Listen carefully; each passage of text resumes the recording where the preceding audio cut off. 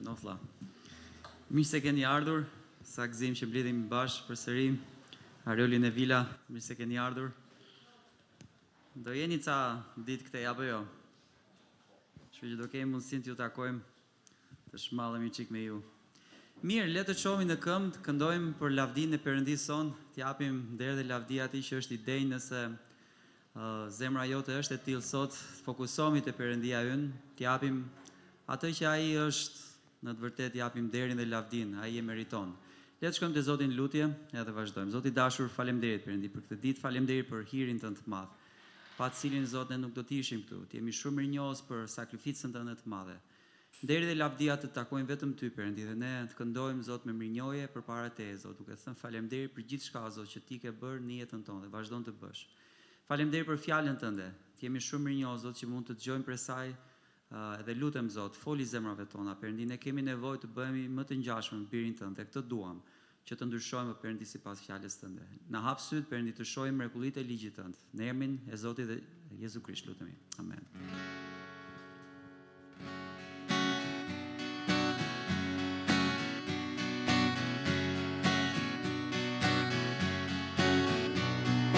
Le të adhuroj, të përjetësh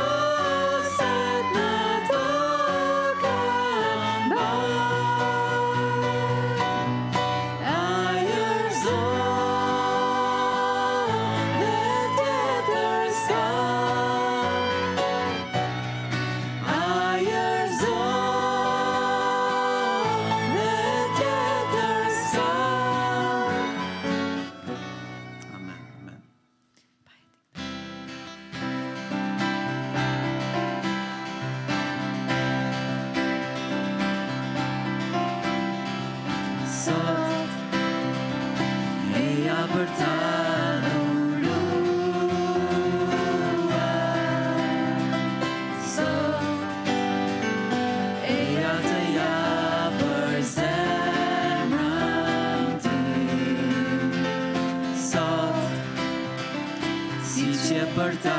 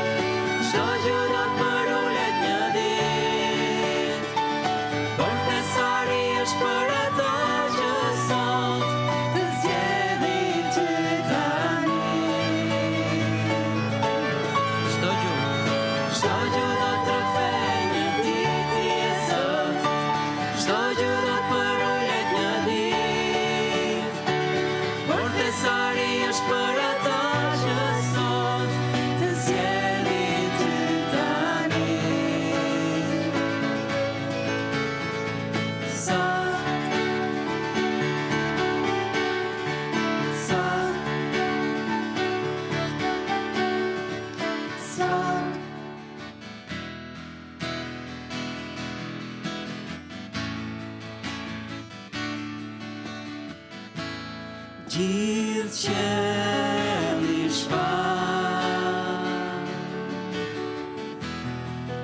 lavdin e të ringjallërin,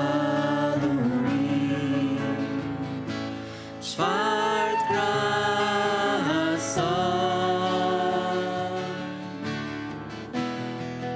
me bukurinë e Zotit tim. Për eraj do të jetë, qengji ullur mbi front, për ule me dëshirë, ata të adhurojnë. Unë do të shfaq lavdin e të ringjallërin, që u bë fytyrë,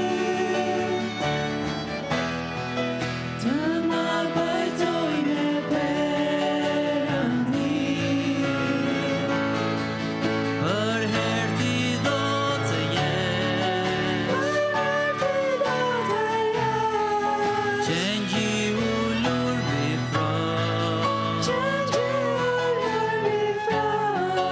për gjunjë me dëshirë,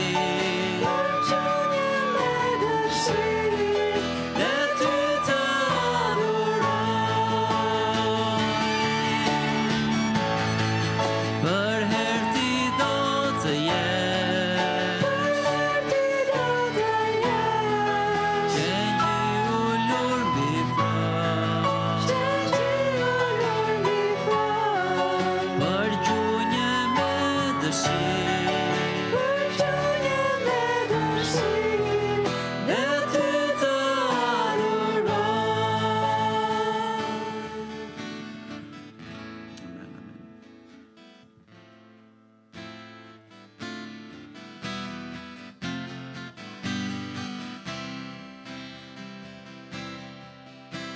Unë para teje për ulen, para teje i Zot, jetën time ta kam lënë, ti o Zot ta drejtosh, nis mund të shoj unë asgjë kundi, pa ty nuk mund të eci Zot, në çdo pengesë dhe stuhi, lutjen tek ti e drejtoj.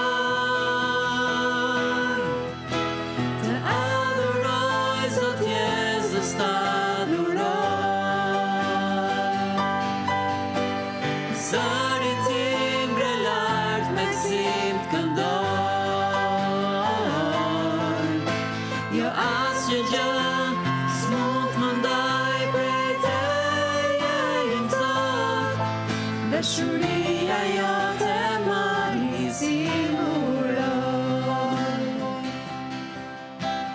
Para teje për ulen, para teje im Zot, jetën time ta kam lënë, ti o Zot ta drejtosh, nis mund të shoj unë asgjë kundi, pa ty nuk mund të eci Zot, në çdo pengesë dhe stuhi, lutjen tek ti e drejtoj.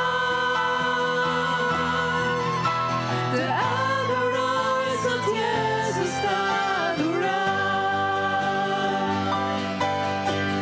Zëri tim ngre lart me gëzim të këndoj. Jo asgjë gjë s'mund më ndaj prej teje im Zot, dashuria jote më siguroj. Të adhuroj Zot Jezus, të adhuroj. Zëri tim ngre lart me gëzim të këndoj. Jo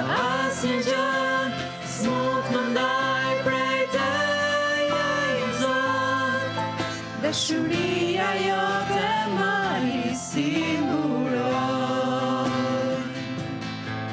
Dashuria jote mari siguron.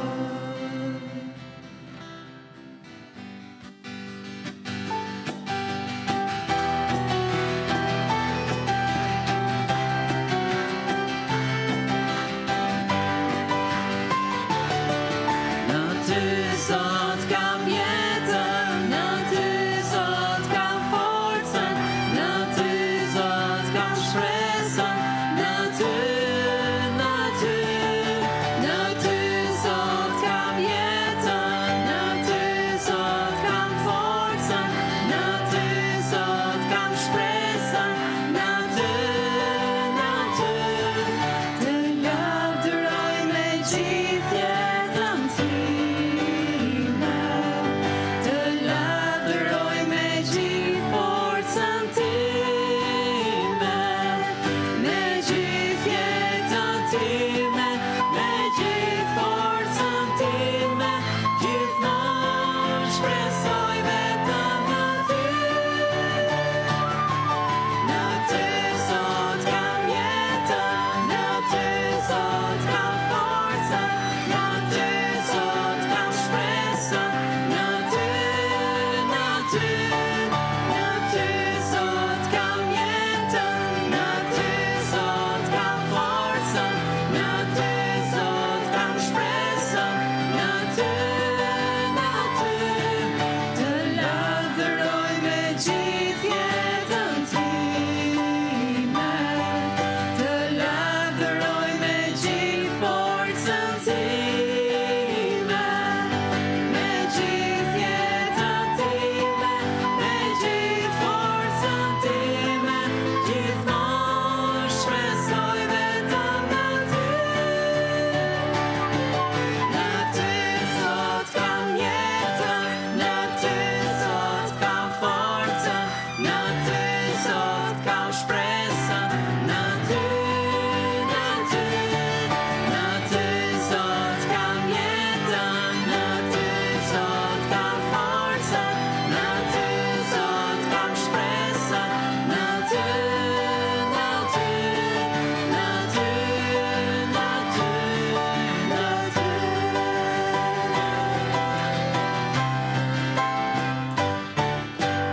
Amen, amen. Mund të uleni? Lati Zotit. Do kemi kohë në ofrime se vlezit na ndihmojnë me çantat, dikush, nëse është Simon, na ndihmon pak me çantat termal. Okay. Mirë, duam të urojmë gjithashtu mirëseardhjen atyre që janë për të parë, nëse është dikush që është për të parë, ju urojmë mirëseardhjen. Është dikush sot? Okej. Mirë.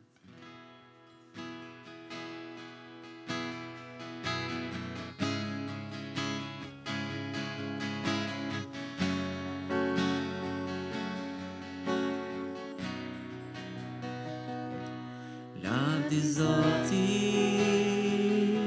të madhërisha, që kalorës dhe kuaj në det i hodhi, nuk i shëndër as fantazi, por ishte një tragedi, ushtrit krenare që mu gëzuan, kur turmës ju afruan, do të fitojmë, ata menduan, por s'kuptuan se me Zotin luftuan. Lavdi Zotit të madhërisha, që kalorës dhe kuaj në det i hodhi, nuk i shëndër as fantazi, por ishte një tragedi. Më në fund e morëm vesh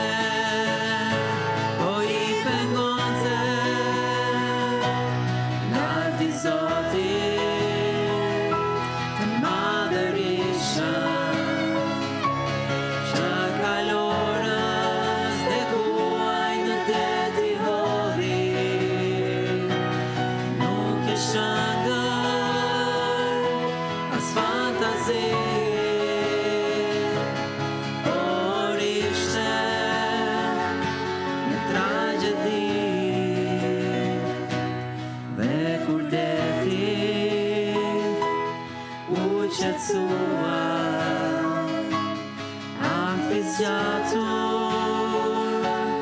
u largua mirat me tyre fort kënduan kanë dhe lutje Perëndis i dhuruan lati Zotit të madhërisht që kalorës e kuaj në teti ovi nuk i shëndër as fantazi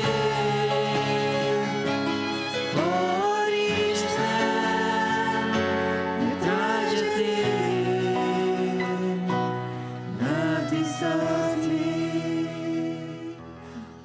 Mirë, do të kemi një diçka të veçantë nga Brezi i Ri, kemi përgatitur një dramë, kështu që hajdeni çu nga goca.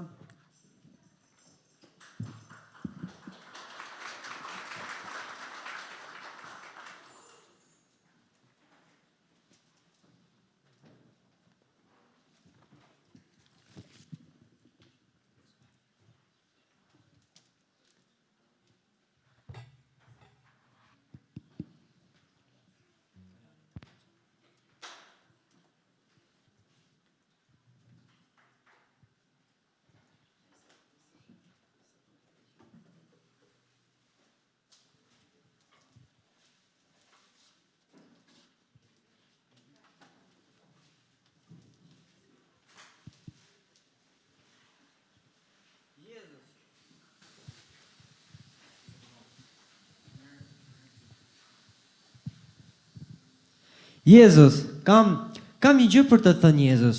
Unë të dua, Zot. Edhe unë të dua. Jo, unë me të vërtet të dua dhe kjo ka qenë një javë kaq e mrekullueshme dhe kemi kaluar kaq shumë kohë bashkë dhe unë thjesht dua ta shpreh që unë të dua, Zot. Samuel, edhe unë të dua. Bashkë kemi pasur një javë të mrekullueshme dhe jam i lumtur që dhe ti ndjesh një lloj. E di, unë të dua kaq shumë, o Zot, sa unë jam gati të jap jetën time për ty, o Zot. Çfarë? Jo, mbase nuk e beson, por me të vërtet do ta bëja. Me të vërtet do ta jepja jetën time për ty, o Zot. S'të kam parë kurrë kështu. E di dhe as vetë nuk e di se çfarë po ndjej, o Zot, po e di unë të dua kaq shumë sa unë do të jepja qoftë edhe 20 minuta nga koha ime me telefonin vetëm për ty, o Zot. Hej, me që ti do bësh gjithë këto gjëra, unë dua që ti të ndash ungjillin për mua.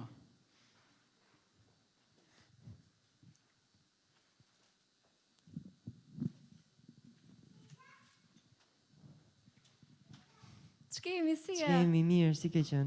Nuk të kam parë gjithë javën. E di, kam qenë në një konferencë për Jezusin dhe me të vërtet kam mësuar shumë. Wow, sa mirë për ty. E di, kam një ndjesi sikur dua ta ndjek atë deri në fund. Wow, që nga më vërtet shumë super, por dëgjoj këtu. Gjatë kohës që ti nuk e qenë, unë kam qenë shumë me zënë. Kam folur me disa nga shokët e mi dhe nuk do ta marrësh me mend se çfarë kam gjetur për ne të dy. Çfarë ke gjetur? Ai di falco.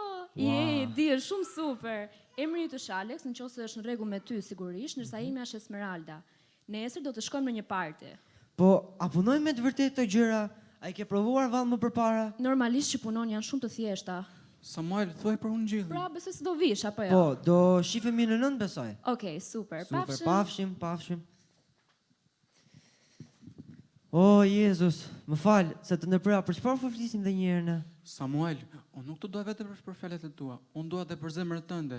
Ti, edhe po ktheve kurrizin, unë prap të dua. Pastaj, si mund të vëzhgjesh ti për mua, kur ti as nuk jeton dot për mua?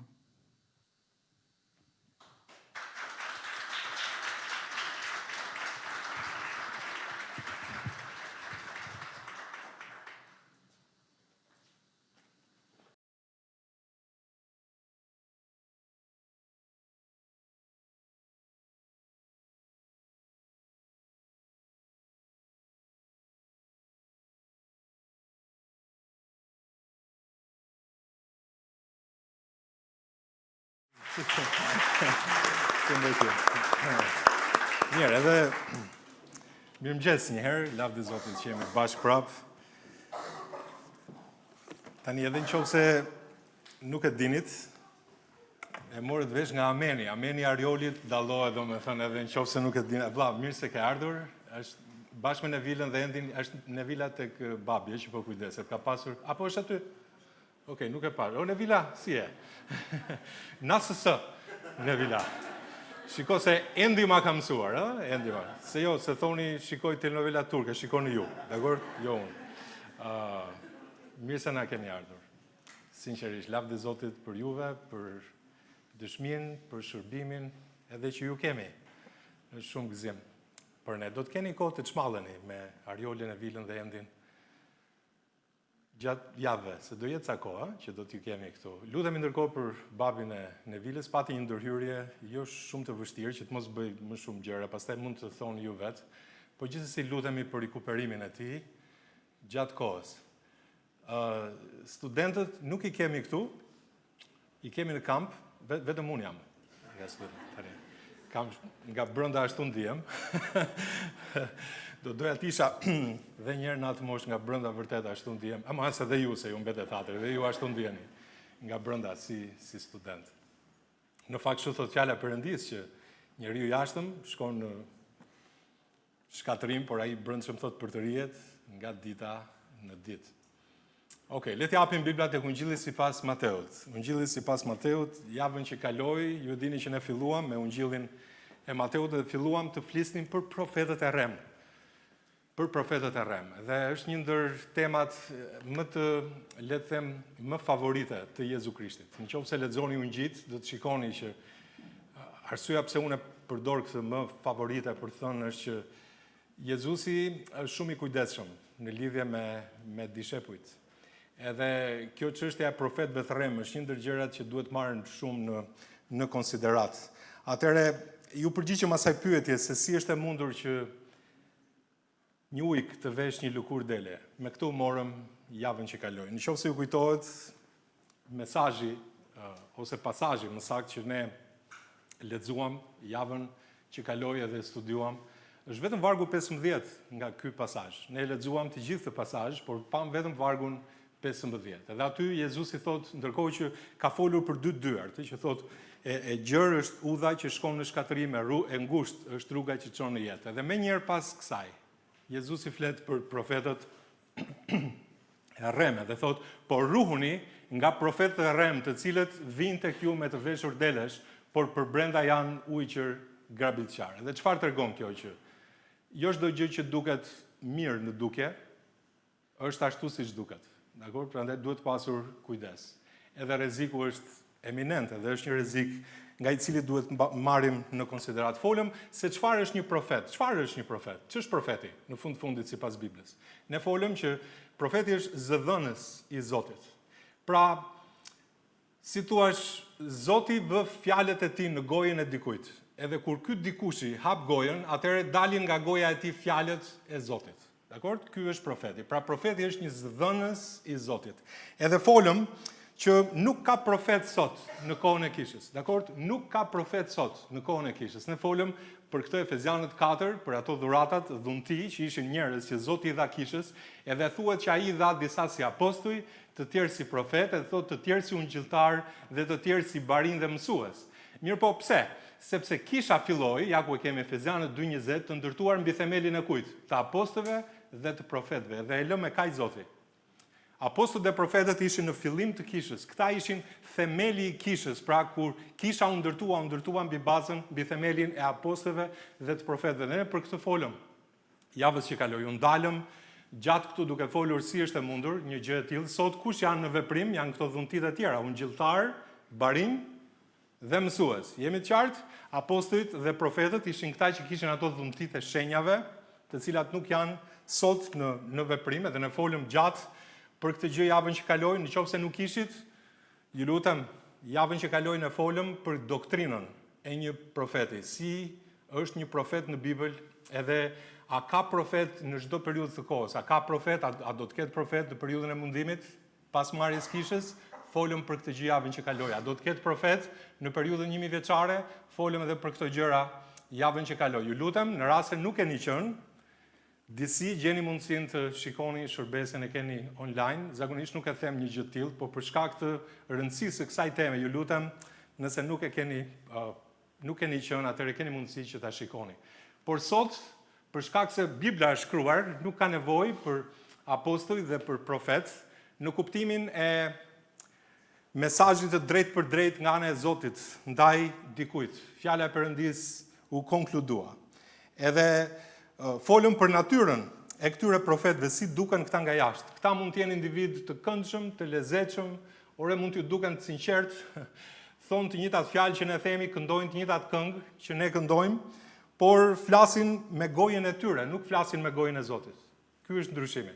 Në qoftë se shikoni ato referenca që ne shqyrtuam javën që kaloi, në kryenërsinë e tyre, ata duan të uzurpojnë autoritetin e shkrimeve, i nxjerrin shkrimet jashtë kontekstit, devijojnë njerëzit e Zotit nga e vërteta e shkrimeve, thonë që janë si profetët e dhjatës së vjetër, apo Zoti i ka dërguar si profet, po nga brenda janë të dhunshëm, sjellin përçarje dhe duan të prishin punën e Zotit në përfitim të egos së tyre. Prandaj Jezusi thot, ruhuni. Ruhuni, thot, nuk thot kujdes, është më shumë se sa kujdes, thot ruhuni nga profetët e rrem. Edhe kisha e Efesit, për shembull, i vunin në provë ata që e quanin veten apostoj dhe i gjeti gënjeshtar. Në atë kohë, pra, dhe kisha e Efesit është pikërisht kisha e periudhës parë në historinë e kishës. Pastaj vinë kishat e tjera gjatë periudhës rreth 2000 vjeçare pas Jezu Krishtit. Pra, në kohën e Krishtit, termi profeti referoi jo vetëm atyre që parashikonin të ardhmen, por edhe mësuesve fetar që pretendonin të flisnin me autoritet nga ana e Perëndis. Pra, profetë të rrem janë mësues të rrem, pseudo-udhëheqës shpirtëror, njerëz të tjerë që edhe mund të mos jenë mësues, por që thonë se sjellin mesazhin e Zotit, në fakt përhapin mashtrim edhe gënjeshtër. Prandaj Jezusi thot, ruhuni nga profetët e rrem, të cilët vinë tek ju me të veshur delesh, edhe në folëm për këtë u zgjatëm për të shpjeguar këtë gjë, por për brenda thot janë ujqër grabitqar. Jezusi i thot helmit helm, ashtu se ç'është, ruhuni. Ruhuni prej tyre. Nuk ka ndryshim si duken nga jashtë, mund të dinë gjërat që dim ne, por të mos shqetësohemi se si duken nga jashtë, në fakt pyetja është si janë ata për brenda. Si jashtëmi mund të jenë të shkëlqyeshëm, mund të jenë shumë të mirë, si jashtëmi, por nga brenda janë satanik, thot Jezusi. Janë satanik. Edhe tani, si e dim, si të njohim këta profet të rrem, edhe për këtë do të flasim sot. Ta dini që Jezusi, kur na paralajmëron edhe na thot ruhuni nga profetët e rrem, çfarë bën ai? Ai nuk na lë pa ndim. Po Jezusi na ndihmon se si ne të dallojmë profetët e rrem. Sot do të shohim se si mund t'i dallojmë profetët e rrem që të mos mashtrohemi. Dakor? Qëllimi i Krishtit është që të mos mashtrohemi. Tani vërtet sot nuk ka profet si në kohën e dhjatës vjetër, por profet ka ata që e quajnë vetëm profet, janë të rrem, nuk diskutohet. Ose njerëz si kundërthaç që duan të uzurpojnë autoritetin e fjalës, të sjellin përçarje në kohën e kishës sot, të përçajnë kishën e Zotit për shkak të egoizmit të tyre, edhe duan që të prishin punën e Perëndis në mesin e kishës. Për këto gjëra ne folëm javën që kaloi, por le të flasim sot se cila është mënyra se si mund t'i dallojmë ne profetët e rrem. Edhe Jezusi thot aty që në fillim, pasi thot që janë ujqë grabitqarë së brendshmi, thot, ju do t'i njihni, thot, nga frytet e tyre. E lexojmë dhe një pasazhin, thot, a vilet vallë rrush nga ferrat, ose fiq nga murrizat, kështu çdo pemë e mirë jep fruta të mira, por pema e kalbur jep fruta të këqija. Një pemë e mirë nuk mund t'jap fruta të këqija, as një pemë e kalbur t'jap fruta të mira. Kështu thot fjala e Zotit, thot nga frytet e tyre do t'i njihni. Pra, a doni ju të dalloni nëse dikush është nga Zoti dhe dikush nuk është? Nga Zoti është duke kontrolluar frytet e tij. Kjo është vula e arsyetimit që ai na jep. Pra nuk mjafton të dëgjojmë se çfarë thot dikush. Dakor, dhe në këtë kishë kemi kohë që lexojmë, studiojmë Biblën. Kemi 30 kusur vite që studiojmë fjalën e Perëndis, dhe nëse e njohim fjalën e Zotit edhe më shumë, jemi të aftë të dallojmë gjërat që nuk shkojnë, apo jo? Ja do të flasim sot për disa prej atyre gjërave, por nuk mjafton të dëgjojmë çfarë thot dikush, ose të shohim se çfarë shfaq në sipërfaqe, por duhet të shohim se çfarë fryti jep dikush. Prandaj, javën që kaloi ne folëm që ka njerëz që fshihen pas një ekrani kompjuteri. Në YouTube ka me miliona video për shembull të njerëzve që thonë që unë jam nga Zoti, Zoti më dha këtë vegim, edhe ja kjo do të ndodhe, ajo do të ndodhe, dhe njerëzit janë kaq të shtyrë për të dëgjuar këta njerëz, mirë po në fakt nuk mund të ekzaminojnë dot frytin e këtyre njerëzve. Edhe ky është një problem i madh. Prandaj Jezusi thot, ruhuni nga njerëz të tillë, nuk i njihni, ata kërkojnë audiencë, ka njerëz prej tyre që duan shumë klikime, ju dini si është bërë bota sot, është komerciale dhe njerëzit duan të gjejnë mënyra fitimi nga më të ndryshmet. Disa e kamuflojnë këtë gjë edhe në lidhje me mbështetjen ndaj shërbimit e gjëra të ndryshme që ju jam i bindur që i dini në këtë kish. Por fryti zbulon pemën. Çfarë fryti jep jeta e dikujt, shërbesa e dikujt. Edhe kjo është diçka shumë e rëndësishme. Zoti na ndihmon të njohim se çfarë është një pemë në të vërtetë. Kur thot njihni, do t'i njihni thot nga frytet e tyre. Edhe fjala njihni në tekstin ton do të thot një njohje e plot. Një njohje e plot, edhe fryti zbulon karakterin e dikujt dhe besimin e dikujt. Karakterin dhe besimin. Ja do të flasim për këto gjëra. Është i vërtet besimi i një njeriu tek Zoti. Fryti çdo peme zbulon karakterin e saj të vërtetë. Është prova përfundimtare. Ju mund toni si ta kuptoj këtë gjë shumë e thjeshtë. Ja do ta shohim bashkë, Jezusi na e bën të qartë. Por dikush vërtet mund të gabojë për llojin e pemës. Nëse një njeri për shkak që nuk e ka iden shumë nga agrikultura, po them, mund të gabojë në lidhje me pemët. Ndoshta ju ka qelluar juve që jeni duke ikur me makinë edhe shikoni pemë nga dy anët e rrugës, edhe thoni çfarë është kjo? Kjo mund të jetë moll për shembull. Ky është ulli është më lehtë ose është pemë qershie. Por ka njerëz që nuk i njohin, sidomos kur ato fillojnë çelin gjethe, shumë e kanë të vështirë të dallojnë çfarë peme është. Dakor? Duhet të jetë një fermer i cili i njeh mirë pemët, drurët, edhe zakonisht kjo ndodh kur ai u afrohet atyre që i shikon më nga afër. Po kjo është një fakt, për shembull nëse ne dim këtë gjë që fryti është prova e sigurt për të identifikuar pemën. Kur ti shikon kokrën e mollës në pemë, thuaj që kjo është pemë molle. Apo jo, nëse shikoni qershi, thoni që kjo është pemë qershie. Do të thënë shumë portokalli apo çfarë do që tjetër, do të thënë pema. Kështu që fryti na tregon ose është prova e saktë që na tregon se çfarë peme është. Ajo pemë nga e cila ka dalë fryti, apo e shohim frytin. Apo shikoni, është e thjeshtë, nuk po i them ndonjë gjë të vështirë, është një gjë shumë e thjeshtë, por Jezusi po ua bën të qartë atyre që kështu është, do t'i njihni nga frytet e tyre, nëse shohim tekstin. A vilet vallë rrush nga ferrat? Thot Jezusi. Ose fiq nga murrizat? Ky ilustrim mund na duket shumë i thjeshtë. Por është një ilustrim që tregon në mënyrë të sigurt për t'i dalluar. Në disa raste, vëllezër motra, dallimi kërkon një ndihmë të mbinatyrshme. Sa i takon profetëve të rrem, për shembull. Mirë po, në rastin konkret, Jezusi thot, mënyra për t'i dalluar është ajo e arsyes. Unë ju kam dhënë trurin, ju kam dhënë mendjen, ju kam dhënë frymën e shenjtë, ju kam dhënë fjalën time. Edhe është një arsye njerëzore, një logjik njerëzore që ju mund t'i dalloni pa pasur një ndihmë nga lart apo një vegim që thot Zoti, di si është puna, filani është profeti rrem. Jo, thot, ju do t'i njihni nga frytet. Do t'i njihni nga frytet. Unë ju a kam dhënë mënyrën se si t'i njihni. Disa njerëz nuk duan të dinë të vërtetën.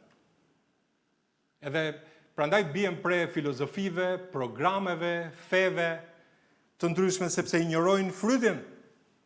Nëse injoron frytin, ky është një problem i madh. Edhe njerëzit bien pre lidhjeve, besimeve, aktiviteteve dhe shkaktojnë dhimbje, shkaktojnë humbje në jetën e tyre dhe ndihen të paplot edhe ndihen të zhgënjur, pse? Sepse nuk dinë të ekzaminojnë frytin. Si është e mundur? Prandaj Jezusi përdor një ilustrim nga bota e bujqësisë. Mos vallë mbledhin rrush nga ferrat? A vilet vallë rrush nga ferrat? Po sigurisht që jo. Është një pyetje retorike. apo fiq nga gjëmbaçët, nga murrizi, si thuhet aty. Nuk mundet. Jezusi po na nxit që të mendojmë. A mundet dikush që është i rrem të prodhoj vërtet gjërat perëndishme? Shikoni se kjo është lidhja, prandaj po ngadalsoj këtu sepse është e rëndësishme ta kuptojmë në zonën e lindjes mesme të asaj kohe. Kishte disa bimë të egra që mund të ngatroheshin në pamje të parë me bimët frutore. Për shembull, disa ferra shkure me gjemba prodhojnë mana të zeza që nga larg ngjajnë me kokrat e rrushit. Interesante. Dhe disa lloj gjëmbaçës, për shembull, kanë lule që duken si fiq të vegjël. Po asnjë fermer i vëmendshëm nuk i ngatron kur ai afrohet, edhe i shikon. Edhe e kupton që ato janë të pangrënshme, janë të pavlera. Kështu është me profetët e rrem.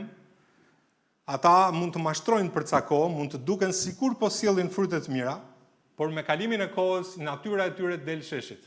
Dakor, koha kalon dhe natyra e tyre. Ata s'mund ta mbajnë gjatë maskën sepse një pemë e keqe sjep dot fryt të mirë. Por çfarë nënkupton fryti? Ne do të flasim konkretisht edhe si të dallojmë në fakt, sepse tani ndoshta mesazhi ju duket paksa teorik, por praktika është e qartë. Le ta shohim ashtu si Jezusi na i jep. Së pari ju thash që frytet tregojnë karakterin e njeriut, por edhe doktrinën apo besimin e atij njeriu. Edhe kështu mund t'i dallojmë. Frytet për shembull, a mëson një njeri të vërtetën biblike apo e shtrëmbëron shkrimin? Si është puna? A e çon doktrina e tij njerëzit, a i çon drejt Krishtit dhe shenjtërisë apo i largon nga e vërteta e Ungjillit? Kjo është një pyetje e mirë. Çfarë lloj njerëzish janë këta profetë rrem? A predikojnë ata që Jezusi ka ardhur në mish, që Perëndia u shfaq në mish? Apo predikojnë që Jezusi është thjesht një njeri, një profet, një pejgamber, apo çfarë do që njerëzit e quajnë? A predikojnë ata që Jezusi lindi nga një virgjëresh? A predikojnë ata për hyjninë e Krishtit? Kush është Krishti në të vërtetë? A predikojnë ata që Jezusi është i vetmi pa mëkat dhe i vetmi që mund të të shpëtojë nga fuqia e mëkatit dhe e ferrit? A predikojnë ata njerëz një gjë të tillë?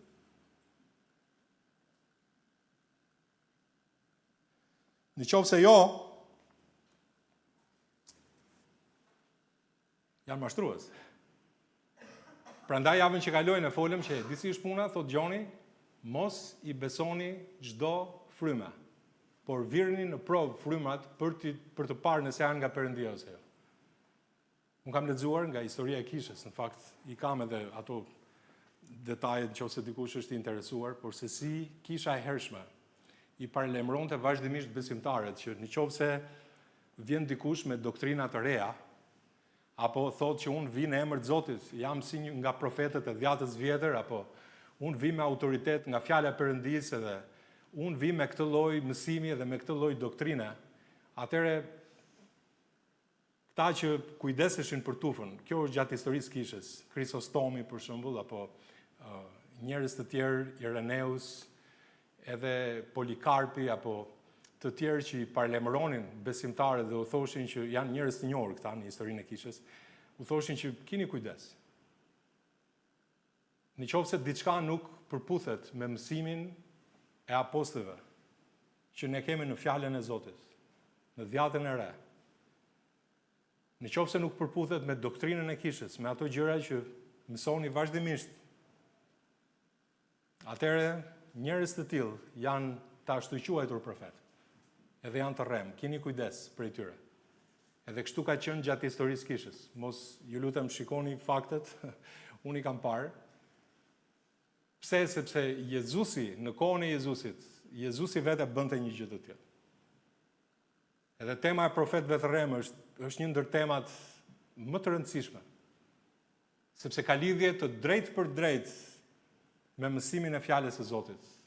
Ka lidhje të drejtë për drejtë me ecjen e besimtarëve, me shpërblimet e tyre, me filozofinë e jetës, me mënyrën se si një besimtar duhet të jetojë sipas Zotit.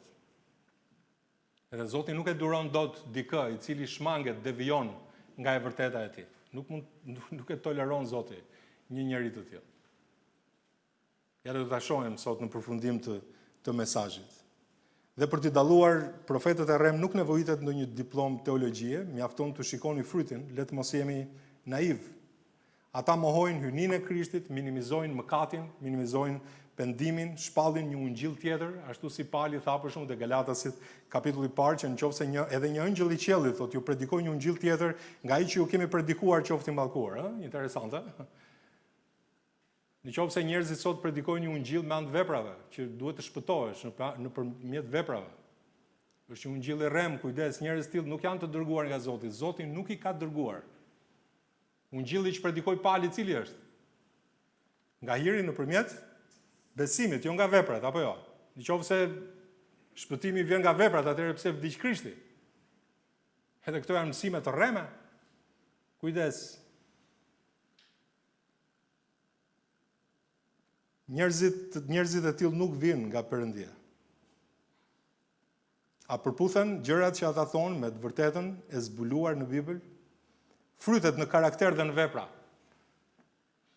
Edhe kjo tregon nëse dikush është i rrem në mësimet e tij, në doktrinën e tij ose jo. Si thot Jezusi, pema e mirë jep frytet mira. Diku tjetër thot, nga teprica e zemrës flet kush? Goja. Për shembull, tek Mateu 12, do t'ju citoj këto vargje, nuk i kam aty, thot Jezusi, ose bëjeni të mirë pemën dhe fruti i saj do të jetë i mirë, ose bëjeni të keqe pemën dhe fruti i saj do të jetë i keq, sepse pema njihet nga fryti. Edhe thot, o pjell në përkar, si mund të flisni mirë kur jeni të ligjë, sepse çka zemra qet goja. Prandaj duhet të shohim frymën e jetës sa ti mësuesi, që ne dëgjojmë, ose ta ati njeriu, a pasqyron ai fryt të mirë në sjelljet, në etikën e tij, ai mishëron ai vetitë e Krishtit, dhe për këto do të flasim ne, për ulsinë, pastërtinë morale, dashurinë, drejtsinë, apo përkundrazi në jetën e tij shfaqen fryte të prishura, sikundër ne i vëmë re sot imoralitet, krenarie së mur, lakmi për para, grindje dhe frymë për çarje. Çfarë i karakterizon këta njerëz? A e njohim ne jetën e tyre? A është e dukshme jeta e tyre përpara nesh? Edhe ne jemi kaq të prirur pastaj që të ndjekim mësimet e tyre, dhe ka dhe besimtarun në përmend javën që kaloi, që thonë që ky që paraqet veten e tij profet, edhe ka kaq ndjekës në YouTube, edhe predikon këto gjëra nga Bibla, edhe Zoti i tregon vegime, gjëra të tilla të kësaj natyre. A njerëzit shkojnë dhe aty, ndoshta jo në Shqipëri, po thonë, a duhet të mbështesun shërbimin e këtij, të jap para për këtë njerëz? Kur ata nuk njohin jetën e tij, nuk analizojnë, nuk shqyrtojnë frytet e jetës së tij, çfarë njeriu është ai dhe çfarë beson ai? A jemi ne në gjendje të analizojmë doktrinën që ai flet? A mund ta krahasojmë atë me shkrimin, me fjalën e Perëndisë? Ruhuni nga profetët e rrem, thot Jezusi. Ka kuptim pra, nuk mund të marrësh fryt të keq nga një pemë mirë dhe fryt të mirë nga një pemë keqe. Çfarë dua të them? Dua të them që një fryt riprodhohet sipas llojit të tij. Këtë dua të them. Kështu që shqyrtoni frutat e tyre. E për çfarë lloj frutash? Është e përkufizuar në fjalën e Perëndisë, e shikojmë? Nuk dua që të jemi të pa ditur në lidhje me këtë, por te Galatasit 5, shikoni me vëmendje, është shumë e thjeshtë për ne, përveç doktrinës që tham, kjo ka lidhje me karakterin dhe me besimin e dikujt, nëse është i vërtet. Edhe Pali thot, por fryti i frymës është, shikoni me vëmendje, dashuria, gëzimi, paqja, zemërgjerësia, mirëdashja, mirësia, besimi, zemërbutësia, vetëpërmbajtja, kundër tyre nuk ka ligj. Dini çfarë thot Pali këtu, që këto karakteristika që karakterizojnë jetën e atij që kontrollohet nga fryma e shenjtë, tregojnë jetën e tij së brendshme, jo thjesht fjalë. Njerëzit sot mburen me dhuntit frymërore. Është e gabuar. Njerëzit sot duhet jetojnë të jenë të mbushur me frymën e shenjtë që të kenë frytin e frymës. Sepse fryti i frymës tregon se si je ti. A ecën në frymë apo jo? Dhuntia shfaqet midis besimtarëve në interaktivitet me ta, se çfarë gjymtyre është secili, por fryti i frymës tregon se si je ti.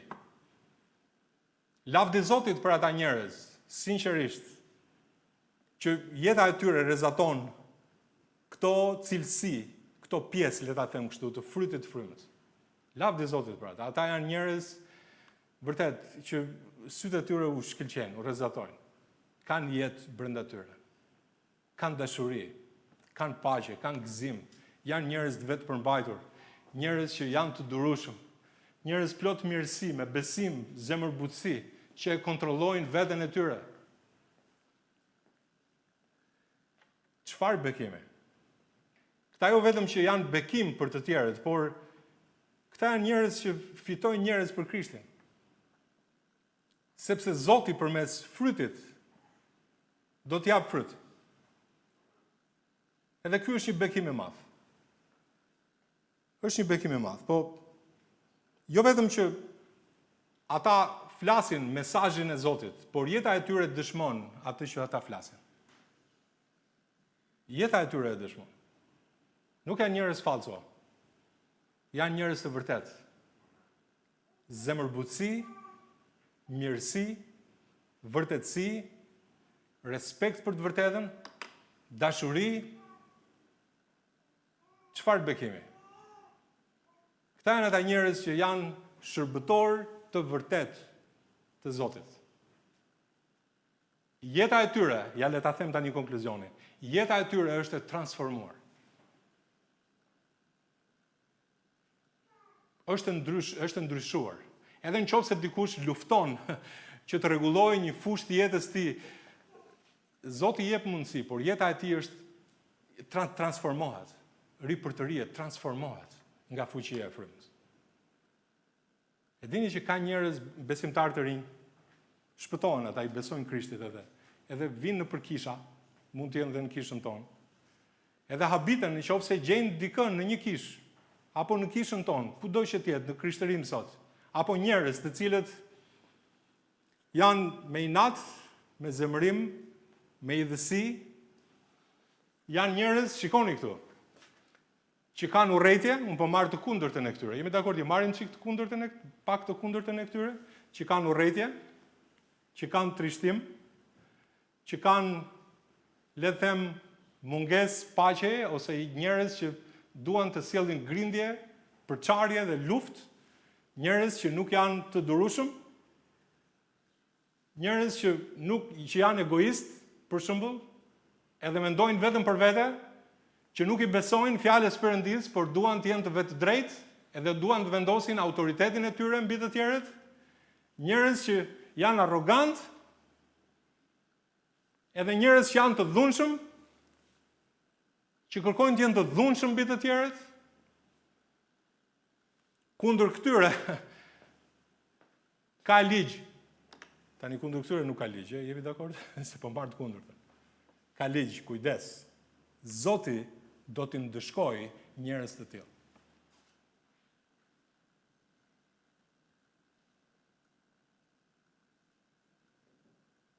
Kujdes.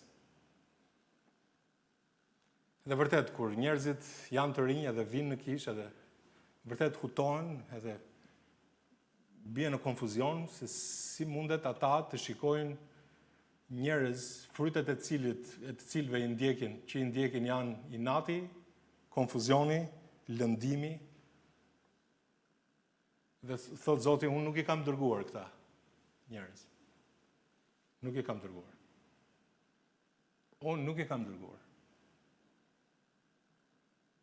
njerëz të tillë. Zoti thot, si mund t'i dini atëherë që nuk i kam dërguar, që nuk janë shërbëtorët e mi, ka njerëz në përkisha që duken frymëror dhe luten për orë të tëra. Po kur është hera e fundit që kanë fituar dikë për Krishtin? Ka njerëz në kishë, në përkisha, mund të ketë dhe në kishën tonë, që të flasin nga Bibla derisa të skuqen syt, dakor, të mos flesh gjumë, domethënë. Por a kanë ata një jetë të transformuar dhe apo të transformojnë jetët e të tjerëve për shkak të dëshmisë së tyre? Jezusi tha, shikoni frytet e tyre. apo vinë njerëz te Krishti për shkak të jetës tyre, shikoni frutin e frymës në jetën e tyre, në fytyrën e tyre. Dhe nëse ende nuk mund t'i dallosh, po nëse nuk mund t'i dalloj ende, çfarë duhet të bëj? Shko te pema, kape fort, edhe shkunde. Shkunde pema.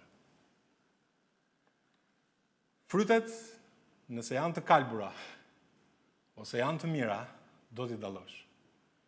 Shkunde pemën fort, dhe ajo çka është, tani po e marr në zbatimin njerëzor. Ajo çka është nga brenda dikujt, do të dalë jashtë. Çka zemra? Qet goja. Prisni miqtemi sa të vit trauma. Përballini këta njerëz me të vërtetën. Shkunde pemën. Edhe vëre se çfarë fryti është. Profetët e rrem mund të identifikohen nga qëndrimi që kanë ndaj fjalës. Shikoni t'ju jap një zbatim doktrinar, se ju mendoni që këto zbatohen vetëm për ne sot edhe Jezusi fliste vetëm me dishepujt sot. Por shikoni, është një që do të quhet profeti rrem pas marrjes kishës, që do të mashtroj botën. Edhe te Zbulesa kapitulli 13 kuptohet nga numri i kapitullit te Zbulesa, që Zbulesa 4 deri tek Zbulesa 19 flasin për javën e 70 të Danielit ose periudhën e mundimit 7 vjeçare, thotë dhe pash një bisht tjetër që ngjitej nga dheu dhe kishte 2 brirë që i ngjanin kujt? Kujt i ngjanin? Qengjit. Dhe fliste si një dragua. Si tha Jezusi tek Mateu 7 dhe vargu 15, ruani nga profetët e rrem të cilët vinë tek ju në të veshur delesh. Ky është qingj. Por nga brenda, për brenda janë ujqër grabitçar. Edhe ju e pat javën që kaloi se sa qef e kishte Zoti familjen kanine, kanidët, që i përmend gjatë gjithë Biblës. Qend, ujqërit, o Zot, dhelprat, shikojnë në Bibël.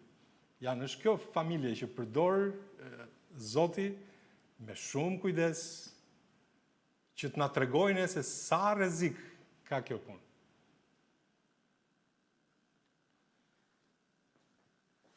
Pash një bisht tjetër që ngjitej nga dheu dhe kishte 2 prirë thotë që ngjanin qengjit.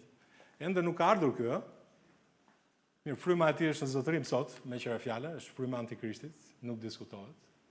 Ka qenë në çdo epokë, por do të vi. Shpresoj së shpejti. Shpresoj së shpejti. Po, e dini që dhe ky, mbajni mend këtë, sepse dhe ky do të marrë dënimin. Ky, që shikoni këtu me brirë qengji, te Zbulesa 19. Një ditë ky do të marrë dënimin. Po, në qoftë se ky ka dukjen e një qengji, si kundër e shihni aty, goja e tij kontrollohet nga Satani. A keni ndonjë dyshim për këtë? Është e vështirë, nuk është fare e vështirë. Goja e këtij njeriu kontrollohet nga Satani. Duket si qengj, si dele, që ose futemi në kontekstin tonë. Njeri i shkëlqyer, i Zoti, i dashur, i shkëlqyeshëm nga dukja. Ora ato duken e tij e ka të përsosur. Pyetja është si është nga brenda, është satanik nga brenda, me qira fjala, është satanik nga brenda. Po në lidhje me shkundjen, shikoni në dhjatën e re ne kemi disa raste, për shembull kur Jezusi shpalli veten e tij se kush ishte Mesia, për shembull te Luka 4, kur i dëgjuan këto fjalë të gjithë ata që ishin në sinagogë, çfarë bën? U zemëruan shumë. Tunde pemën, shkunde. Shiko frytin ndaj Krishtit. Ja një tjetër, te Gjoni 8:59. Gjoni 8, çfarë ka thënë Jezusi aty para se të ishte Abrahami? Un jam, ju kujtohet apo jo? Atëherë ata thot, morën gur që të hedhin kundër ti. këta profetët e vërtet, në thonjza, ha? Shikoni, shkunde pemën, përballi ata, edhe shiko frytin. Por Jezusi u fshet dhe doli nga tempulli duke kaluar midis tyre dhe kështu u largua. Një tjetër, te Veprat 17, Pali ishte në Thesaloniki duke predikuar dhe judejnë të cilët nuk u bindën, patën smirtë dhe morën me vete disa njerëz të këqij nga ata të rrugëve të tregut. Thotë dhe si mblodhën një turm, e bën rrëmuj qytetin dhe sulmuan shtëpinë e Jasonit dhe i kërkonin ata për t'i nxjerrë përpara popullit. Kishin një qëllim. Edhe vetë Pali thotë, një varg që ne pam javën që kaloi, ruhuni nga qend, ruhuni nga punëtorët e mbrapsht, ruhuni nga të prerët. Vëllezër motra, nuk mund ta zbuz dot këtë. Ishte pamundur. E vërteta është e vërteta e shkrimit. Nuk mund ta bëj dot. Këtë thot fjala e Perëndis. Ajo çka është nga brenda do të dalë. Në atë kohë shkunde pemën, thjesht bëu një inspektor frutash për pak kohë, shiko me vëmendje do të duket çfarë ndodh. Kjo është mënyra se si mund t'i dalloni. Nga veprat do t'i njihni. Titi, kapitulli 1 dhe vargu 16, ju mund thoni po unë mendoj që Bibla flet shumë për dashurinë, po flet për dashurinë shumë, po flet edhe për shenjtëri, edhe për kujdes, edhe për të vërtetën, gjithashtu. Thot pohojnë se e njohin Perëndin, por me vepra thot e mohojnë, sepse janë të neveritshëm, thot, të pabindur dhe të pasprovuar për çfarë do vepre të mirë. Nga vepra do të njihni. Thot Titi. Një mësues i mirë i Krishtit do t'rregoj pastërti, karakteri dhe jeta. Jo që të jetë i pagabushëm,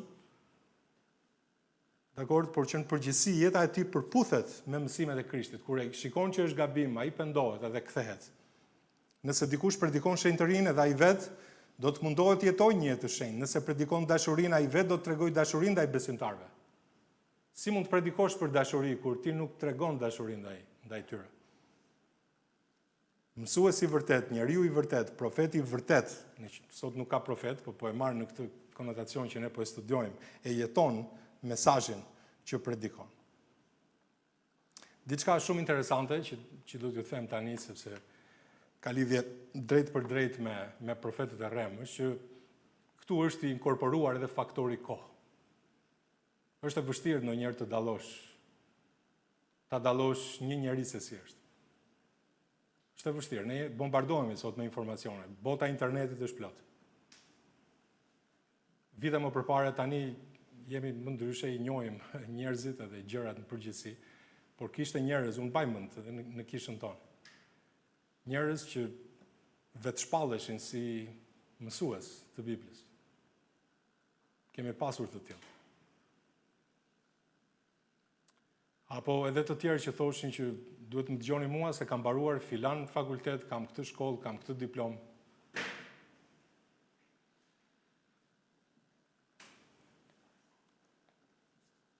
Nëse zemra është e pandryshuar nga Zoti, do të shfaqet herët ose vonë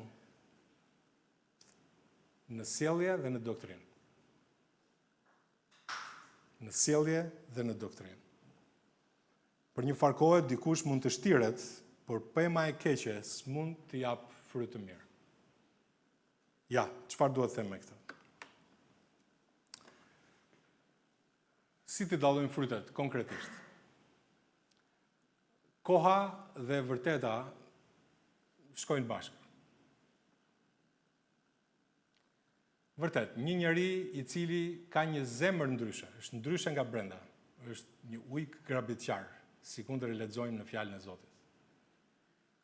Ai nuk do të duroj shumë që të vuaj për mirësinë. Koha do të vi, ai nuk do të duroj dot, sepse përkushtimi i njerëzve të shtirur nuk zgjat shumë. Dikur do të demaskohen nga vetë mënyra e jetesës, ose bien në mëkat haptazi, ose shmangin sakrificat që kërkon shërbesa e Perëndis, kështu do t'i njihni nga frytet, mjafton vetëm një vëzhgim i afërt për t'i dalluar nga shërbëtorët e vërtet. Detyra jonë nuk është që ti ndreqim këta njerëz, nëse je këtu dhe do të ndreqësh profetët e rem, Jezusi nuk ta thot një gjë të tillë. Detyra jote është të dallosh këta njerëz dhe të largohesh nga ata. Jo vetëm kaq, por të ruash dhe të tjerët prej tyre.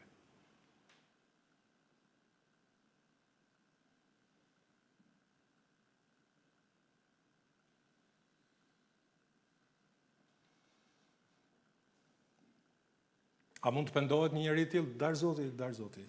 E di të vërtetën ai. Ndoshta është i gatshëm të pendohet. Por detyra jote është ruhuni prej tyre. Edhe ata që janë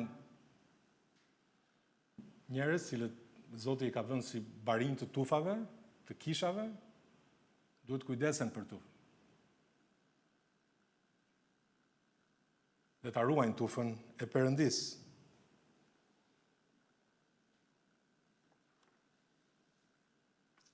Ky parim zbatohet në çdo çështje tjetër. Ka shumë çështje, filozofi, praktika që ekzistojnë sot, të cilat janë të pranuara nga shumë njerëz, përfshirë edhe shumë të krishterë të vetëshpallur, të cilët nuk do të pranoheshin nga njerëzit, nëse njerëzit do të shqyrtonin, do të ekzaminonin frytet e tyre. Ju më thoni pse bën kaq serioze një gjë tillë, sepse është serioze. Zoti shqetësohet shumë nëse dikush devijon nga fjala e tij, jo nga traditat, se dhe ne në kishën tonë kemi tradita. Dakor, ne në kishën tonë kemi tradita, të cilat janë të mira, por nuk janë që nëse nuk e bëre një herë, atëherë ke shkelur shkrimin edhe ke mëkatuar. Jemi dakord? Shumë e rëndësishme. Kemi tradita të mira.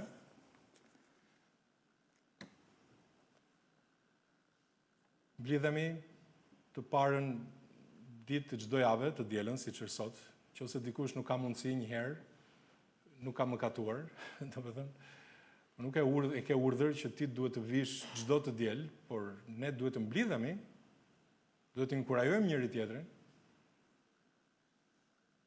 Mos më keq kuptoni, ha? Ne mund të mblidhemi dhe të shtunën, dhe të mërkurën, dhe të dielën, dhe të enjtën. Zakoni i kishës pas ringjalljes Krishtit ishte te veprat e apostujve që ata mblidheshin të parën ditë të çdo jave.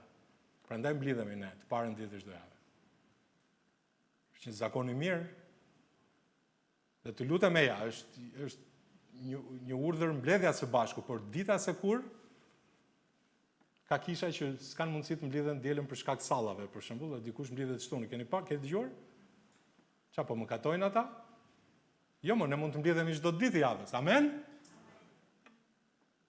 Pse vetëm të dielën? Hajde të dielën se s'bën, ë? Me qira fjalë. Po pse vetëm të dielën? Jemi të qartë, domethënë të kuptojmë pak këtë gjë. Te veprat e apostujve 2, për shembull, ata shkonin edhe për te, ata çdo ditë të thyenin bukën. Kishin vllazëri, bashkësime me njëri tjetrin. Interesante.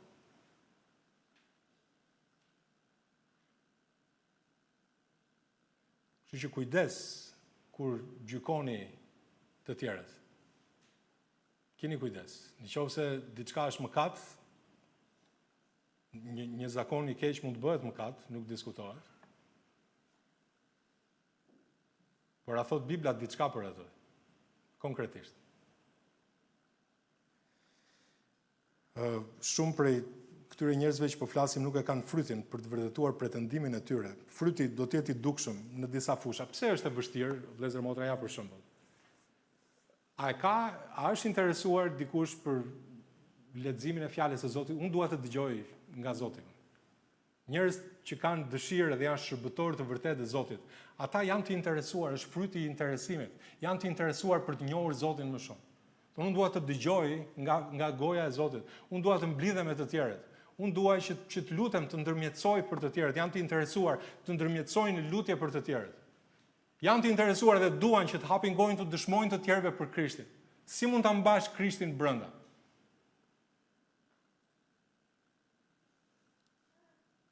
Këta janë njerëz që kanë frytin e ndershmërisë gjithashtu.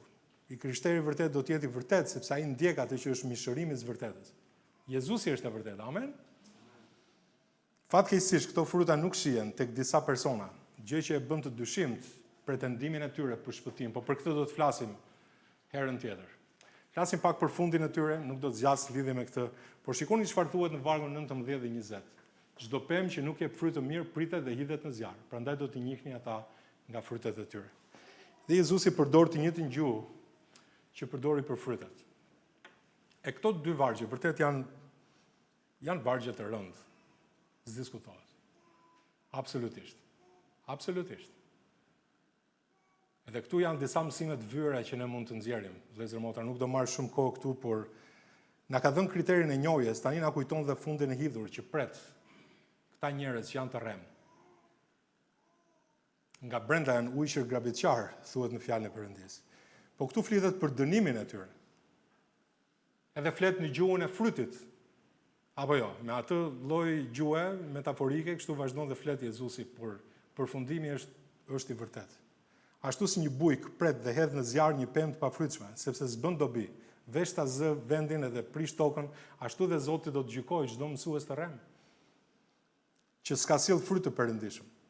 Vërtet, njerëz të tillë mund të jenë të respektuar nga shoqëria, mund të vishen me rroba të gjata, mund të kenë uniforma të caktuara, mund të marrin lavdërime nga njerëzit, patjetër, mund të parakalojnë edhe mund të sfilojnë përpara njerëzve në botë, absolutisht po.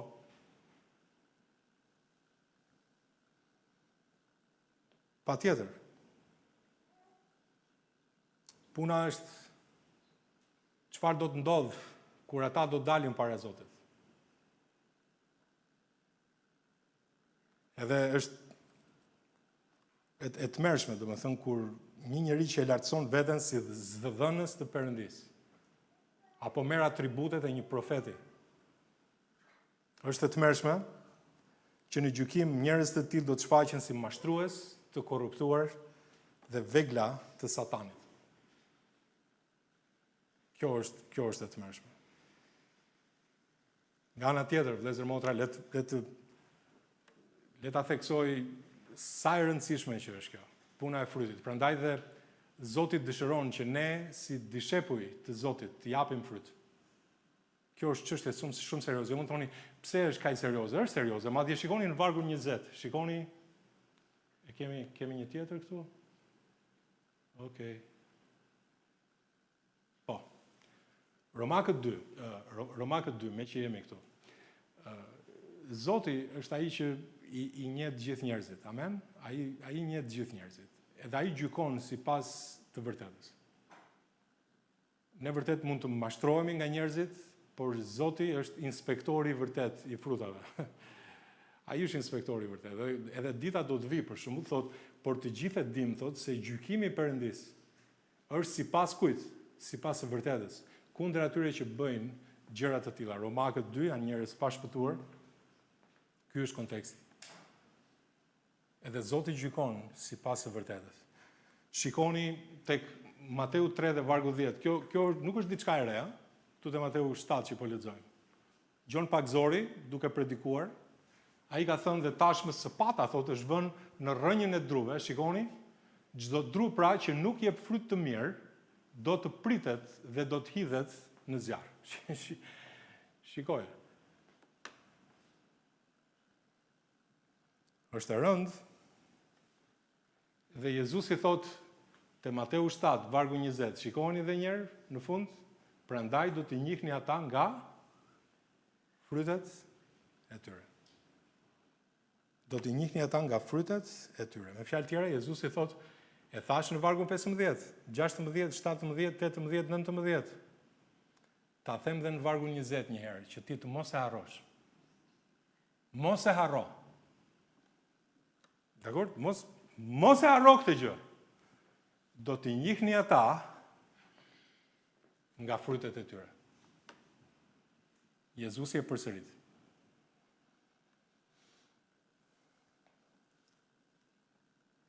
Nuk mund të justifikohemi se u mashtruam pa e ditur, sepse ai na ka treguar si të dallojmë. Në fund të ditës, pavarësisht fjalëve, frytet flasin vetë.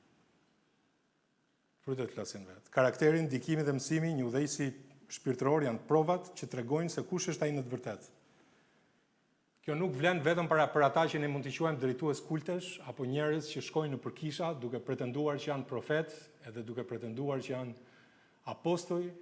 Jo, vlen për të gjithë ne.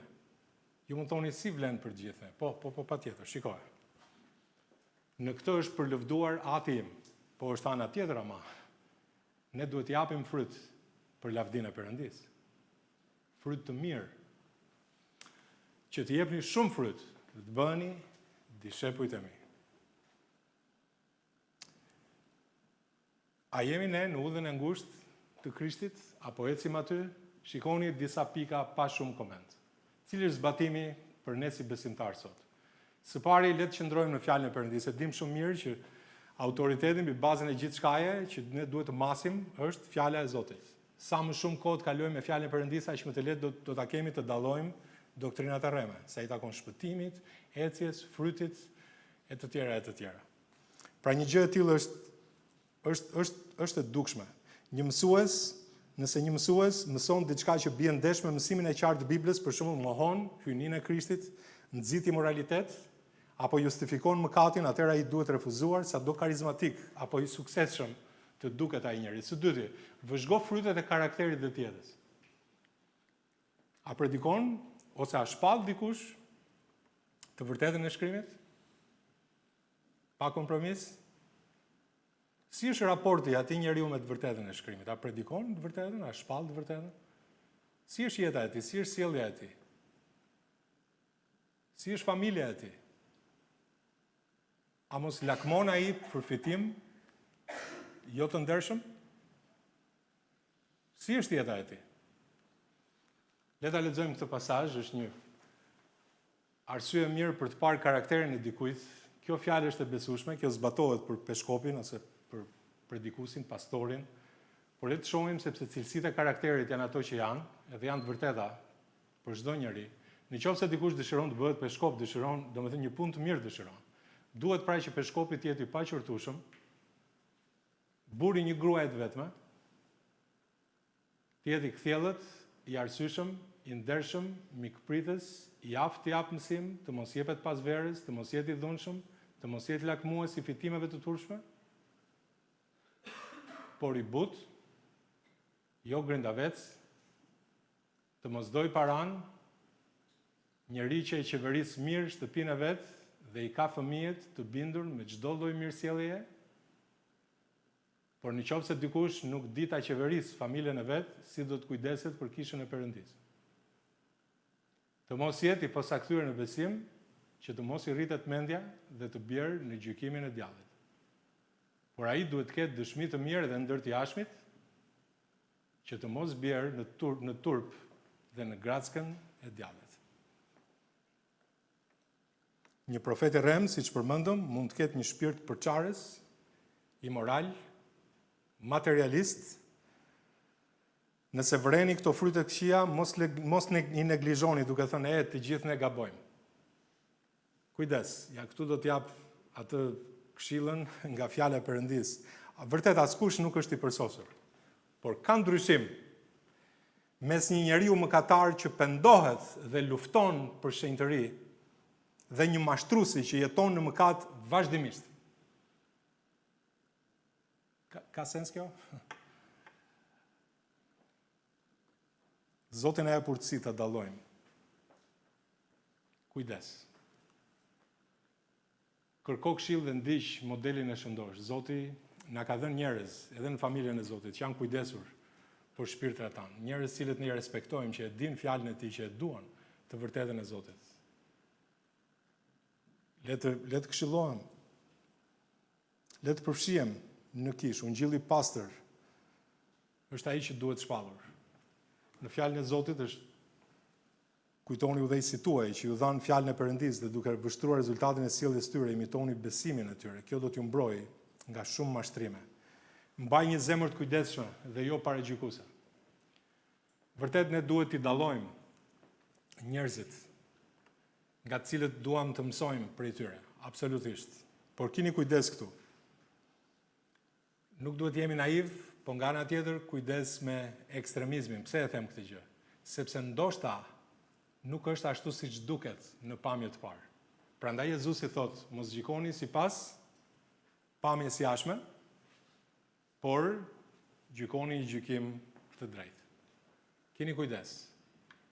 Unë kam njohur njerëz gjatë jetës time, të cilët kanë dashur vetëm të gjejnë të këqijat në jetët e njerëzve.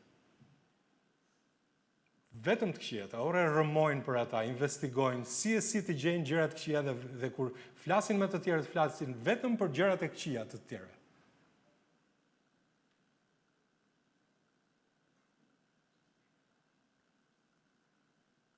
Njerëz me një shpirt cinik.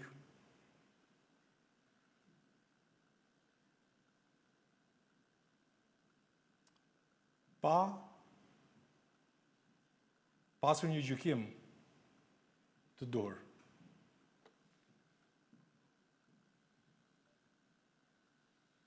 Të kemi kujdes, me urtësi. Dëgjojmë diçka nga dikush, prit, ndikohemi dhe themi ke të drejtë. Kur dëgjojmë një tjetër, ai s'kishte të drejtë, ka ky. Po pra, se tregon marrëzi, nëse ne japim përgjigje për një çështje para se ta kemi dëgjuar plotësisht.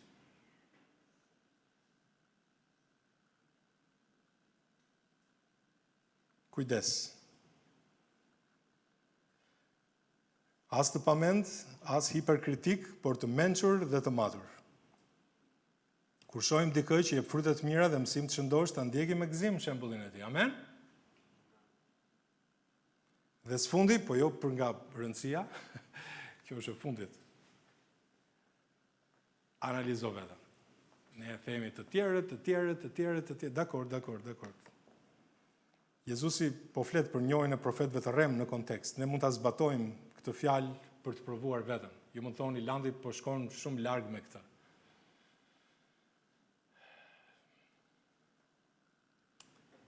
Jo, sepse ne kemi një sjellje në jetën tonë të përditshme, e cila meriton hetim edhe shqyrtim. Pali thot, hetoni veten tuaj, thot, a jeni në besim. Çfarë është sjellja, çfarë sjellje keni ju? Apo nuk e njihni veten tuaj se Jezu Krishti është në ju? Veç në qofshi të paprovuar. Janë fjalë të rënda. Hetoni veten. Çfarë lloj fruti po jep jeta ime? A kam unë frutin e pendimit dhe të besimit? Sinqerisht, a dua unë që të dëgjoj zërin e Zotit? A dua unë që të mblidhem me besimtarët? A dua unë që të lutem për ta, të ndërhyj për ta në lutje? A dëshiroj unë që të jemi ndershëm në punë edhe të kem një dëshmi të mirë edhe të dëshmoj të tjerëve për Krishtin?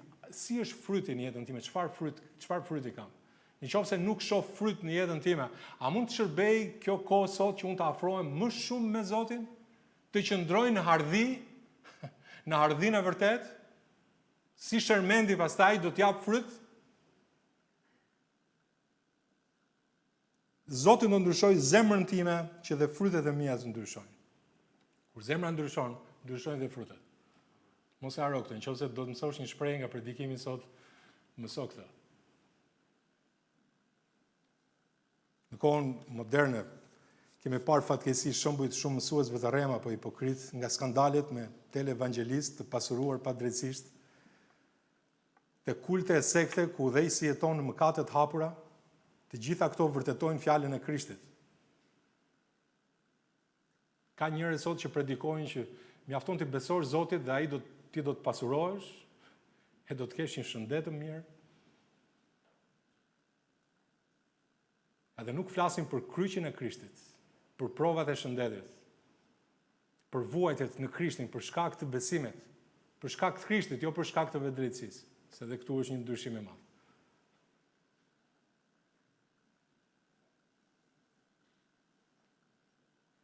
Pavarësisht sa mirë mund të shpall dikush me gojë, nëse frytet janë të këqija, fundi është turp edhe humbje. Le ta dëgjojmë këtë paralajmërim. Është për të mirën tonë. Le të ulim kokën gjithë. Të dashur vëllezër dhe motra, fjala e Zotit na thërret sot në vigjilencë, në reflektim të thellë.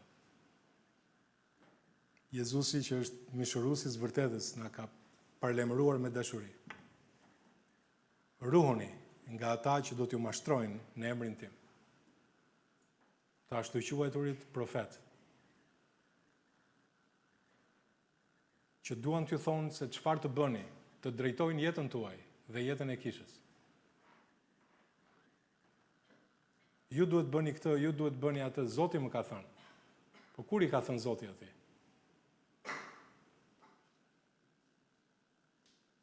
Zoti nuk na ka lënë në errësirë, por na ka dhënë një mas të qartë gjykimi. Do t'i njihni nga frytet e tyre. Kjo është një thirrje për maturi në besimin tonë. Në botë ku zërat janë të shumtë, jo çdo zë është nga bariu i mirë. Duhet të dëgjojmë zërin e Jezusit që na udhëzon se cilët janë të tit e cilët jo, në botën ku ne jetojmë. Duhet jemi syçel. Le t'i dallojmë njerëzit jo thjesht nga fjalët e paraqitja, por nga frytet e tyre, nga karakteri, veprat, ndikimi i shërbesës së tyre në dritën e së vërtetës biblike. A reflektojmë ne? A kërkojmë mençuri nga Zoti? Detyra është të qëndrojmë ngjitur pas bariut të mirë, ta njohim zërin e tij dhe të mos ndjekim të huajin. Le të prodhojmë frytet të denja të pendimit dhe të besimit. Në mënyrë që jeta jonë të dëshmojë që ne duam të ecim në dritë. Le ta mbaj mend këtë, unë e përsëris, nga frytet e tyre do t'i njihni. Zoti na ndihmoft të njohim të mirën nga e keqja, të vërtetën nga mashtrimi. Zoti kërkon që secili prej jush të jetë një pemë e mirë që jep fryt të mirë. Ju lutem, asnjëri prej nesh mos përfundoft një pemë e thatë, por të gjithë të dëgjojmë zërin e Jezusit dhe ta ndjekim atë me besnikëri. Zoti na ka dhënë sy që të shohim, zemër që kupton dhe vullnet që bindet ndaj së vërtetës. Në qoftë se Zoti të ka folur sot për rëndësinë e shkrimit në jetën tënde, për faktin që ndjek disa njerëz të cilët nuk i ke analizuar frytin e jetëve të tyre, edhe i larguar nga e vërteta e shkrimit, a mund t'i thuar Zotit sot, Zot, unë pendohem, unë dua të të ndjek ty dhe vetëm ty. Nuk dua të kem autoritet askënd, që më thot gjëra që janë në kundërshtim me fjalën tënde. A mund t'i thuar Zotit, Zot, unë dua të ndryshoj edhe. Cili është raporti yt me të vërtetën e Zotit? Si e trajton ti të vërtetën e Zotit? A e nderon të vërtetën e Perëndis? Apo nderon veten tënde, egon tënde, pasionin tënd dhe vetëdrejtësinë tënde? Cili është raporti yt me të vërtetën? A pranon ti duash vëllezërit të jetosh në frytin e frymës, në dashuri, në besim, në paqe, në mirësi, në vetkontroll? Nëse Zoti të ka folur sot, a mund të thuash atë, Zot, unë dua të eci në frymën tënde? A lutesh ti për të tjerët që janë jo besimtarë? A ndërmjetëson për vëllezërit, për motrat e tu në besim? Nëse Zoti të ka folur sot, thuaj Zotit, Zot, unë dua të jap fryte të denja. A dëshmon të tjerëve për Krishtin? A do që të fitosh dikë për të? Në punë, në familje, në lagjen tënde, një kolegun tënd, ndoshta, një të afërmin tënd? A mund t'i lutesh Zotit sot, t'i thuar Zotën dua të fitoj, dua të dëshmoj, më ndihmo, më jep fjalët e dura. Nëse Zoti ka folur, të lutem, thuaje Zotit këto gjëra.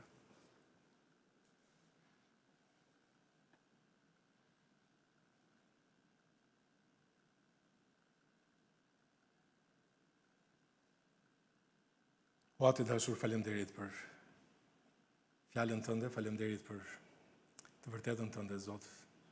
Lutem që ti bekosh këto fjalë të tuat në zemrat tona. Zot, jo ne, Zot, por emri tënd t'jepi lavdi. Faleminderit që fjala jote është fjala jote, është e dhimbshme, na qorton shpeshherë, por më mirë të jetë kështu, Zot, që të shkundemi nga ky realitet bombardues i njerëzve të çuditshëm, mësimeve të çuditshme, që nuk kanë as pak lidhje, Zot, me të vërtetën tënde. Faleminderit o Atë për fjalën, Zot, që mund ta kemi një kopje dhe të mund të ecim për lavdin tënde. Zot, na ndrysho zemrat edhe jetën, që të jemi njerëz që të besojmë ty, jo me fjalë, Zot, por me vepra. Faleminderit, Zot, për këtë kohë sot, në emrin tënd të çmuar lutem. Amen. Mirë, lavdi Zotit. Unë do të them edhe dy lajmërime. Unë e thash për kampin, ata studentët janë në Pej, besoj se pas dreke, diçka e tillë ose në darkë do të kthehen. Me Nertilin që u lidha pak, jemi mirë tha, lavdi Zotit, kemi dëshmuar ungjillin, jemi duke punuar në grupe, tha, edhe me individ të veçantë. Disa për të parë nuk erdhën të gjitha, megjithatë kemi pas mundësi edhe me ata që kanë ardhur dhe herë të tjera të dëshmojmë ungjillin Zotit u dhënë fryt. Atyre lutoni për udhëtimin e tyre gjithashtu. Simoni më tha nuk do të harroj, prandaj e thash që kanë grupi 25+, kampin e tyre në datën 10 deri në 13 korrik, apo jo. Kështu që për çdo detaj të lidhen me juve. Le të shohemi, ta adhurojmë Zotin bashkë, gëzim që të